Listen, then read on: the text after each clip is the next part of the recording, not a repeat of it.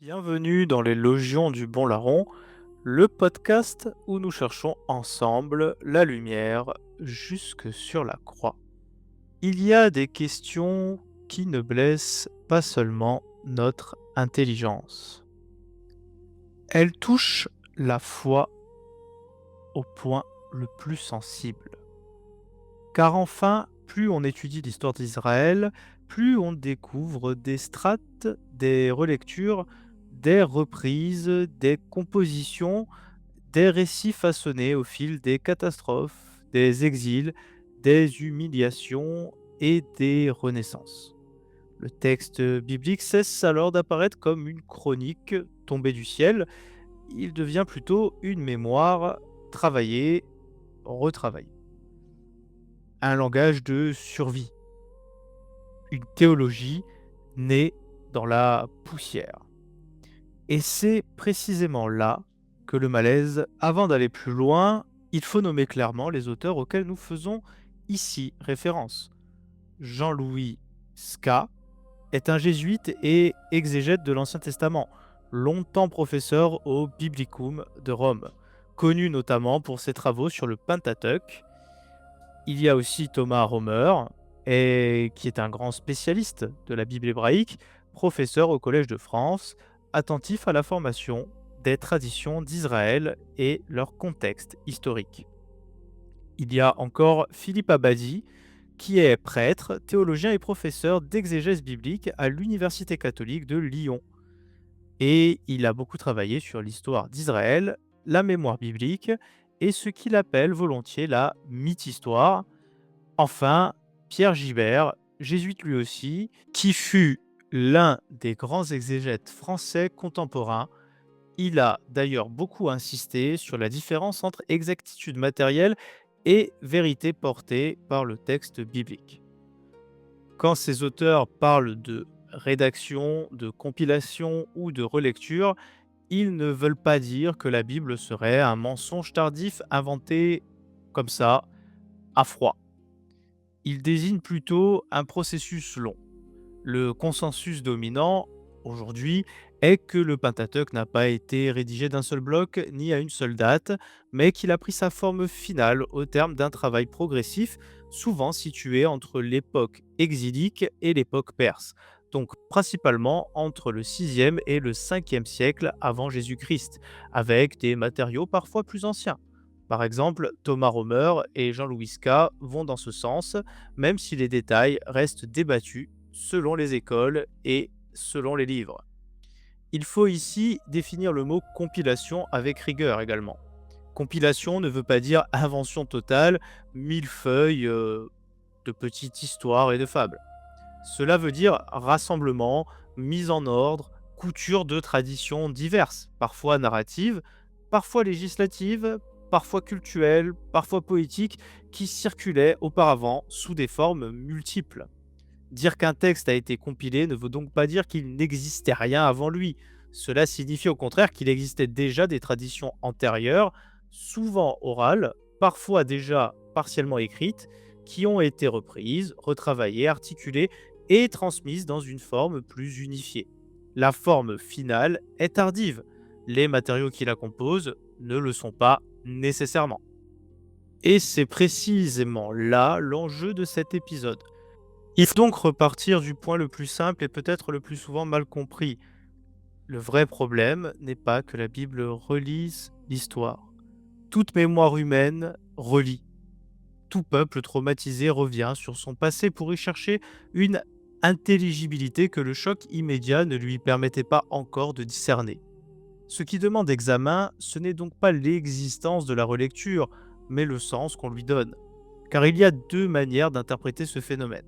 La première consiste à dire qu'une relecture n'est qu'une compensation, une fiction utile, un mécanisme de survie par lequel une communauté sauve symboliquement ce que le réel a détruit. La seconde consiste à admettre qu'une relecture peut être un lieu, et même le lieu même, où une vérité plus profonde devient enfin lisible. Non parce que l'événement serait inventé après coup, mais parce qu'il n'était pas encore compris dans toute sa portée au moment où il advenait. C'est ici que l'histoire d'Israël devient capitale. Dans l'imaginaire collectif, elle commence souvent avec des images de tonnerre, les trompettes de Jéricho, les campagnes fulgurantes de Josué, l'installation rapide d'un peuple venu d'ailleurs, puis la grandeur presque monumentale d'une royauté davidique et salomonienne. Or, les passages du texte biblique à l'histoire du Levant ancien provoquent un véritable déplacement. Il faut accepter que la Bible ne soit pas un reportage. Elle est mémoire, stratification, mise en forme, reprise théologique avant tout. Ce que certains exégètes comme Philippe Abadi désignent par le thème mythe-histoire. Non pas mensonge pieux, mais histoire relue, architecture identitaire, travail de sens porté par une communauté qui traverse la catastrophe et cherche à comprendre comment Dieu l'y a accompagné. Les repères chronologiques aident ici à mesurer la complexité du dossier. Vers 1207 avant Jésus-Christ, la stèle Merenptah mentionne déjà Israël, mais cette mention ne désigne pas encore un État organisé. Elle renvoie plutôt à une entité humaine, probablement ethnique ou tribale, sans structure monarchique nettement constituée. Cette donnée est importante car elle montre qu'Israël existe déjà comme groupe identifiable à la fin du XIIIe siècle avant notre ère, sans correspondre encore à la représentation biblique tardive d'un royaume pleinement formé. Ensuite, l'archéologie des hautes terres centrales pour le XIIe siècle et le XIe siècle avant Jésus-Christ ne confirme pas le scénario d'une invasion militaire massive détruisant d'un seul coup les cités cananéennes. Ce que l'on observe plutôt, c'est l'émergence progressive de nouvelles implantations dans les collines, avec une recomposition sociale lente, enracinée dans le monde cananéen lui-même. Autrement dit, l'historiographie contemporaine abandonne largement l'image de la conquête éclair pour privilégier celle d'une émergence endogène. Israël n'apparaît plus comme un corps étranger tombé du désert sur Canaan, mais comme une recomposition issue de l'intérieur du tissu cananéen de la fin de l'âge de bronze. C'est là un renversement majeur. Il ne s'agit plus de penser à un peuple qui exclut brutalement un autre peuple, mais une identité qui se forme peu à partir de populations marginales, de groupes déplacés, de communautés semi-nomades, de paysans déracinés, de déclassés du système des cités-États. Dans ce cadre, les Abirous ou Apirous, attestés dans plusieurs archives du Proche-Orient ancien, apparaissent moins comme des envahisseurs homogènes que comme des groupes flottants, souvent précaires, vivant aux marges de l'ordre établi. Il serait excessif de les identifier simplement aux Hébreux bibliques, mais ils éclairent un arrière-plan sociologique plausible. On n'a plus affaire à un bloc homogène, mais à une cristallisation progressive historique. À cela s'ajoute le fait que les grandes traditions bibliques semblent longtemps avoir circulé selon plusieurs foyers géographiques distincts avant d'être unifiés. Abraham renvoie plutôt à Hébron et au sud judéen, Isaac gravite autour de Beersheba et du Négueb, et Jacob est lié à Bethel et Sichem. D'autres traditions plus directement liées au nom même d'Israël semblent avoir des racines transjordaniennes. La mémoire d'Israël n'est donc pas née d'un seul geste fondateur, mais d'un tissage de plusieurs localités, le tout de manière progressive. Ce qui sera plus tard raconté comme une histoire unifiée a probablement été à l'origine un faisceau de mémoires localisées, cultuelles, tribales et régionales, intégrées peu à peu à un récit plus vaste. Cette mise au point est essentielle parce qu'elle permet de sortir d'une fausse alternative. Soit la Bible dirait tout exactement comme un chroniqueur moderne, soit elle mentirait. Or, la réalité est un peu plus nuancée et exigeante que ça. Elle oblige à reconnaître un travail de mémoire et de recomposition sans pour autant réduire ce travail à une pure fabrication. C'est justement ici qu'intervient la figure de Gédéon, qui agit dans le livre des juges comme une sorte de miroir spirituel de ce que traverse Israël. Le texte n'en fait pas d'abord un héros d'airain, il en fait un homme caché, pauvre, inquiet, presque clandestin, battant le blé dans un pressoir par peur des pillards madianites. La scène dit déjà tout. Nous sommes loin des récits de prestige. La vocation surgit dans la précarité. Et la réponse de Gédéon est remarquable par sa brutalité presque théologique. Il n'oppose pas à l'ange une belle formule de piété, il oppose une objection. Si Dieu est avec nous, d'où vient tout ce qui nous arrive? Où sont les prodiges racontés par nos pères? Cette parole, constitue dans la mémoire rédactionnelle de Juge 6, est l'une des plus importantes pour comprendre l'esprit de la Bible, car le doute n'y est pas célébré pour lui-même, mais il est reconnu comme exigence de vérité. Gédéon refuse les consolations mensongères. Il ne consent pas à une foi qui ignorerait la blessure du réel. Il ose tenir ensemble la mémoire des merveilles passées et l'expérience présente de l'abandon. Or, c'est précisément dans cet espace de tension qu'une parole nouvelle devient possible. La foi biblique n'est pas une amnésie, elle est souvent une traversée du scandale. Si l'on avance ensuite vers le 9e et le 8e siècle avant Jésus-Christ, l'épigraphie permet de donner encore davantage de chair historique à cette complexité. La stèle de Mécha au 9e siècle témoigne du conflit entre Moab et le royaume d'Israël, alors dominé par la maison d'Omri. Cela nous rappelle que bien avant la centralité absolue de Juda dans le texte final, le royaume du Nord fut une puissance réelle, structurée, historiquement consistante.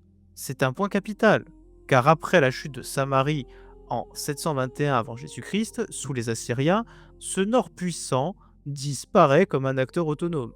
Les scribes de Jérusalem au sud vont alors recueillir, relire, intégrer et parfois reconfigurer les traditions du Nord dans une mémoire désormais organisée à partir de Juda et de la dynastie davidique. C'est dans ce contexte que la maison de David prend un relief nouveau, non pas nécessairement comme pure invention, mais comme un axe de légitimation et de recentrement. La mémoire biblique, telle que nous la recevons, est largement passée par cette relecture judéenne après l'effondrement du Nord. Cela ne signifie pas qu'il n'y ait eu ni David ni dynastie davidique. La question est plus subtile. La tradition davidique a très probablement été amplifiée, relue, densifiée et peut-être parfois idéalisée dans un contexte où Juda devait se penser comme le survivant légitime d'une histoire désormais amputée. C'est pourquoi le récit biblique n'est pas seulement un souvenir, il est aussi un acte de recomposition politique et théologique. Après 721, il faut relire le passé pour comprendre pourquoi le Nord a disparu et pourquoi Jérusalem doit désormais apparaître comme le lieu décisif de l'héritage. Puis vient 587 avant Jésus-Christ et la destruction de Jérusalem et du temple par les Babyloniens. Et là, le choc devient total. Le dernier appui visible vacille. La ville sainte est profanée. Le sanctuaire est détruit. Le peuple est déporté. Et avec lui vacille non seulement un ordre politique, mais surtout une manière de penser la présence divine. C'est ici que le génie théologique de l'exil devient décisif. La catastrophe aurait pu ruiner la foi d'Israël, et elle a d'une certaine manière contraint cette foi à naître finalement plus profondément. Le grand déplacement consiste en ceci. Israël ne peut plus se définir uniquement par la terre, le trône, le temple et la souveraineté, bref, la réussite extérieure. Il doit apprendre à subsister comme le peuple de la Torah. La loi devient ce que l'on pourrait appeler une patrie portative. Lorsque la terre est perdue, lorsqu'il n'y a plus de royaume, lorsqu'il n'y a plus de centre cultuel intact, la fidélité à la parole permet au peuple de ne pas disparaître. L'identité n'est plus simplement territoriale, elle devient confessionnelle. Elle est portée par l'écriture, par la mémoire, par le culte relu et par la transmission. On pourrait presque dire qu'en 587 avant Jésus-Christ meurt une certaine forme politique d'Israël, tandis qu'une forme plus intérieure et plus durable commence à émerger. Le Pentateuque lui-même porte la marque de cette révolution. Il se clôt sur la mort de Moïse au sommet du mont Nebo, face à la terre qu'il ne foulera pas. On ne peut pas surestimer la force de ce choix rédactionnel. Si l'on voulait composer simplement un récit de réussite nationale, on aurait fait entrer triomphalement le grand médiateur dans l'accomplissement visible. Or, le texte s'arrête juste avant la possession. Il laisse au peuple un seuil. Et on peut dire qu'il laisse aussi le peuple à ce seuil. Cette fin a quelque chose de presque déchirant, mais elle est théologiquement immense. Elle signifie que la vérité d'Israël ne se confond pas avec la pleine maîtrise immédiate d'un territoire. Elle signifie que l'alliance peut subsister dans l'inaccompli, dans l'attente et dans la privation. Ce point de vue fait que la lecture proposée par Jean-Louis Ska prend toute sa portée. Le Pentateuque peut être lu comme une histoire de mort et de résurrection, non au sens d'un miracle individuel, mais au sens de la mort d'une nation politique et de la résurrection d'un peuple confessionnel. Nous touchons ici un point fondamental. Si l'histoire sainte avait été écrite uniquement du point de vue de la puissance, elle n'aurait pas préparé Israël au mystère chrétien. Mais parce qu'elle a été relue dans l'épreuve, parce qu'elle a appris à reconnaître Dieu là où tout semblait démenti, elle devient peu à peu une école d'intelligence spirituelle. C'est là qu'intervient la typologie. La typologie n'est pas une fantaisie. Elle n'est pas une allégorie libre qui projette n'importe quoi sur n'importe qui. Elle est la lecture théologique d'une histoire réelle où certaines figures, certains événements, certaines institutions deviennent préparatoires. Elle porte déjà, de manière obscure, la forme de ce qui s'accomplira plus tard. Adam devient figure du Christ, l'Exode devient figure du salut, Jonas devient figure du mystère pascal. L'exil lui-même devient figure d'une victoire qui ne prendra pas la forme d'un triomphe immédiat. Et il faut le dire avec peut-être un peu plus de précision, car j'ai beaucoup parlé de relecture, de reprise, de recomposition, et ce n'est pas dans le vague. C'est parce que la recherche situe une part importante de la mise en forme du Pentateuque et de l'historiographie biblique dans des périodes tardives par rapport aux événements racontés, en particulier entre la fin du royaume de Juda, l'exil à Babylone au VIe siècle avant Jésus-Christ, puis l'époque perse, surtout au VIe et Ve siècle avant notre ère.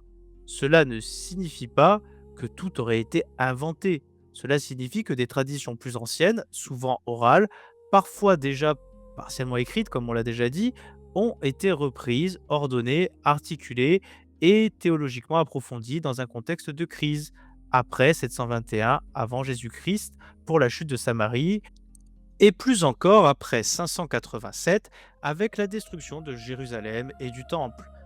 Dès lors, les relectures d'Israël après coup ne doivent pas être comprises simplement comme des stratégies de compensation. En fait, elles doivent être lues dans une perspective théologique comme une pédagogie divine. Et Dieu, lui, n'efface pas la réalité historique. Il ne change pas les ruines en décor symbolique. Non, il conduit plutôt un peuple blessé à relire ce qu'il a traversé pour y discerner progressivement une logique divine qui lui échappait d'abord en apparence. Et c'est ici, en effet, que la grande objection moderne pourrait revenir avec toute sa force. Après tout, si Israël a appris à relire ses défaites, pourquoi les disciples de Jésus n'auraient-ils pas fait exactement la même chose après la croix? Pourquoi la résurrection ne serait-elle pas une réinterprétation après coup semblable à ces grandes relectures de l'exil, une manière de sauver l'honneur d'un maître exécuté, de rendre supportable l'échec, de faire porter la faute non sur Dieu, mais sur l'incompréhension humaine, avant de transformer la défaite en victoire théologique et historique. Il faut ici concéder tout ce qui doit l'être. Oui, les disciples ont relu après coup. Oui, les Écritures ont été reprises à la lumière de Pâques. Forcément, elles ont été écrites après. Et oui, les évangiles sont des témoignages théologiquement composés. Et encore oui, la mémoire chrétienne est inséparable d'un travail d'interprétation. Et, devrait-on dire, d'inspiration. Mais le vrai point de discernement, en fait, est ailleurs.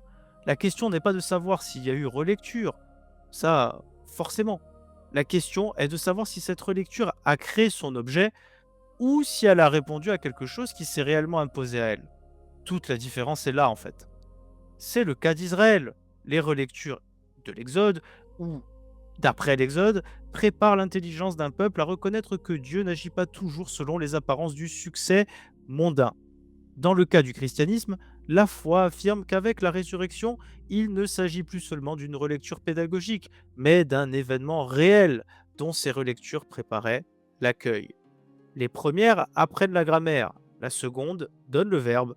Les premières éduquent à reconnaître que l'échec n'est pas nécessairement le dernier mot, et la seconde affirme qu'en Jésus crucifié et ressuscité, Dieu a effectivement agi de manière décisive dans l'histoire.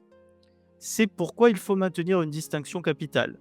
L'exil relu théologiquement n'est pas une simple fiction, mais une interprétation inspirée d'une histoire traumatique. Pâques, dans la foi chrétienne, n'est pas seulement une interprétation inspirée, c'est l'événement dont les figures anciennes annonçaient obscurément la possibilité. Les disciples n'ont pas inventé le schème de la victoire dans la défaite, ils l'ont reçu de toute l'histoire sainte du peuple juif. Mais ils affirment que, dans le cas du Christ, ce schéma n'est pas resté seulement herméneutique, il s'est accompli réellement. On comprend dès lors pourquoi l'Église catholique refuse simultanément deux réductions.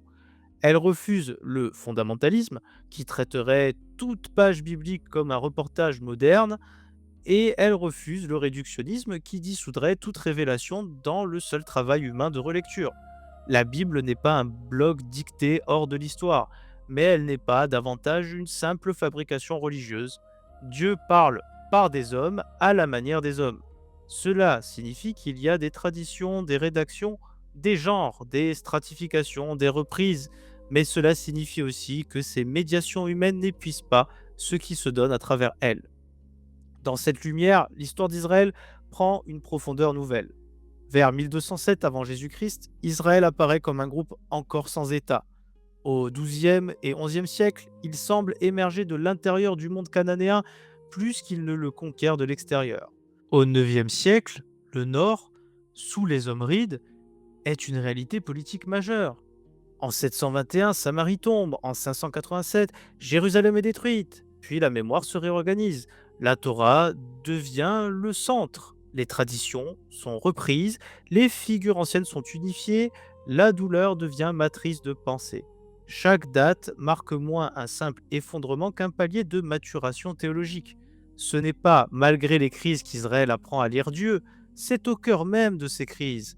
Et cela ne signifie nullement que rien de l'Ancien Testament ne serait réellement des événements qui se sont passés, ni que toute dimension surnaturelle devrait être dissoute dans la seule recomposition littéraire.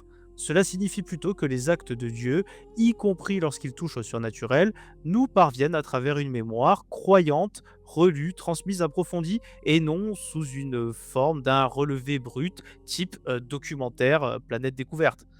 Dès lors, la phrase qui traverse tout ce parcours peut être reprise avec encore plus de force.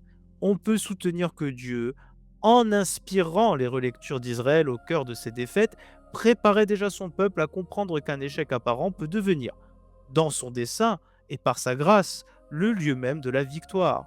Ces relectures n'annulent pas la réalité historique, elles forment l'intelligence typologique qui permettra au temps venu de reconnaître dans la résurrection du Christ non une compensation symbolique, mais l'accomplissement réel de ce que l'histoire sainte annonçait déjà. Et cela nous atteint de très près. Car nous aussi, nous relisons nos vies après coup. Nous aussi, nous cherchons du sens dans ce qui nous a brisés. Nous aussi, nous connaissons l'écart entre les promesses reçues et les ruines visibles. Nous aussi, nous demandons parfois, avec Gédéon, où sont les merveilles dont on nous parlait. La Bible ne nous demande pas de nier l'épreuve. Elle nous apprend à ne pas lui abandonner le dernier mot. Elle nous apprend qu'il est possible qu'une fidélité se cache là où nous ne voyons que l'échec et qu'une vérité mûrisse là où tout semble perdu. Qu'une victoire finalement se prépare sous les apparences mêmes de la défaite. Ainsi, la naissance d'Israël n'est pas seulement un problème archéologique, ni même un dossier exégétique. Elle est déjà une parabole historique, une parabole réelle, poussiéreuse peut-être encore, stratifiée, complexe, mais une parole tout de même. Un peuple se forme au milieu des débris du vieux monde cananéen. Il traverse la division, la chute du nord, la ruine du sud, l'exil, la perte des appuis visibles. Et pourtant, il ne disparaît pas. Il relie, il écrit, il transmet, il prie, il rassemble et il recommence. La poussière, donc, devient mémoire. La mémoire devient parole et la parole devient identité. Et cette identité, lentement, obscurément, prépare la possibilité d'accueillir un jour un Messie qui vaincra, non en contournant la défaite, mais en la traversant. Le christianisme ne commence donc pas quand une communauté déçue invente enfin un récit assez beau pour survivre. Un indice majeur en ce sens se trouve déjà chez saint Paul, dans un texte extrêmement ancien, reçu par lui puis transmis à son tour, et que beaucoup considèrent comme antérieur même à la rédaction de ces lettres. Il écrit en effet, selon la tradition liturgique: je vous ai transmis en premier lieu ce que j'avais moi-même reçu. Le Christ est mort pour nos péchés conformément aux Écritures, et il fut mis au tombeau. Il est ressuscité le troisième jour conformément aux Écritures. Il est apparu à Pierre, puis aux 12. Et il écrit ça en 1 Corinthiens 15, 3, 5.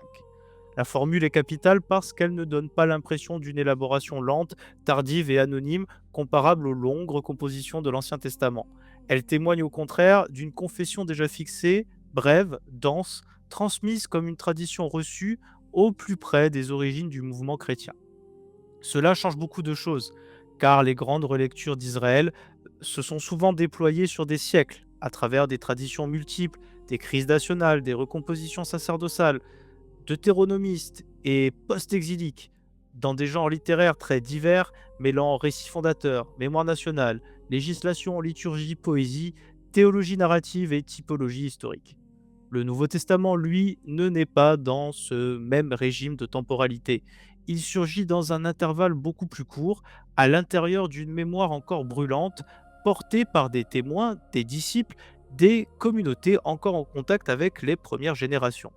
Surtout, son centre n'est pas une lente recomposition des origines d'un peuple à travers des siècles de transmission, mais l'affirmation d'un événement unique, récent et scandaleux, disons-le, situé publiquement, datable dans l'histoire romaine et juive, à savoir la mort de Jésus de Nazareth et la conviction explosive qu'il s'est manifesté vivant après sa mort. Il faut aussi considérer la logique même des apôtres et des disciples. Si leur seul but avait été de sauver l'honneur d'un maître mort, ils auraient eu bien des moyens moins risqués, moins scandaleux et plus plausibles socialement de le faire. Ils auraient pu conserver Jésus comme prophète martyr, comme maître spirituel injustement supprimé, comme sage dont l'enseignement devait survivre. Or, il vaut beaucoup plus loin. Ils annoncent non seulement que son message demeure, mais que Dieu l'a ressuscité. Et pire, ils le font annoncer par qui? Par Marie-Madeleine, une ancienne possédée avec une réputation peu flatteuse et surtout, pour l'époque, une femme. Ils ne gomment pas la croix, ils la placent au centre. Ils ne suppriment pas le scandale, ils en font la pierre d'angle de leur prédication. En langage humain, ce n'est pas la manière la plus naturelle de protéger une mémoire compromise. C'est au contraire la manière la plus exposée, la plus dérangeante, la moins spontanément avantageuse. On ne glorifie pas facilement un Messie crucifié, ni même ses prétendus apôtres qui sont dépeints comme des lâches, des traîtres, ou des gens qui ne comprennent pas rapidement, voire même doutent jusqu'au bout, comme saint Thomas par exemple. Non, non, en général, on ne fait pas ça. On ne peut pas glorifier facilement un Messie crucifié, à moins d'être contraint d'une façon ou d'une autre à relire toute chose à partir d'un fait ou d'une expérience fondatrice que l'on tient pour irréductible. Il faut donc bien distinguer les plans. Oui, il y a dans le Nouveau Testament une mise en forme théologique. Oui, les évangiles sont écrits selon des intentions propres, avec leurs accentuations, leur architecture, leur genre, leur horizon ecclésial. Oui, il y a une relecture des Écritures d'Israël à la lumière du Christ. Mais cela n'est pas du même ordre que la longue recomposition de l'Ancien Testament, qui concerne des traditions fondatrices travaillées au fil des siècles dans des cadres narratifs, juridiques et liturgiques très variés. Dans le cas chrétien, la composition littéraire du Nouveau Testament repose sur un noyau proclamé d'emblée comme événement, attesté dans un temps court et non dans une simple lente sédimentation de mémoire nationale. Autrement dit, il y a bien relecture, mais relecture d'un choc premier, non invention d'un symbole consolateur. Et peut-être faut-il finir là, non sur une preuve close, mais sur une ligne de crête. Car au fond, tout se joue ici. Soit nous décidons d'avance que toute mémoire croyante n'est qu'un mécanisme de défense, Et alors, plus rien ne peut jamais être reçu autrement que comme une fabrication. Soit nous acceptons que l'homme ne comprend souvent le réel qu'après l'avoir traversé et qu'il existe des vérités qui n'apparaissent qu'au prix d'une longue fidélité à ce qui semblait d'abord obscur, brisé ou contradictoire. La Bible ne nous installe pas dans le confort d'une évidence plate. Elle nous apprend à demeurer devant des traces, des blessures et des promesses inachevées, des paroles reprises, des ruines qui ne se taisent pas. Et c'est peut-être là justement que commence une intelligence plus humble. Non parce que celle-ci possède Dieu, mais parce qu'elle consent à être instruite par lui dans la durée et dans son cœur. Il arrive que l'histoire ne livre son secret qu'à ceux qui refusent de l'abandonner à sa surface. Il arrive qu'une fidélité patiente ouvre plus de réel qu'un scepticisme pressé. Il arrive même qu'un tombeau, au lieu de clore un destin, oblige le monde à recommencer sa lecture. Alors, il ne reste peut-être qu'une chose à demander. Non pas seulement si nous savons analyser les textes, mais si nous sommes encore pas capables de reconnaître qu'une lumière peut surgir là où nous avions classé les choses parmi les défaites closes. Alors, continuons, ensemble, de chercher cette lumière jusque sur la croix.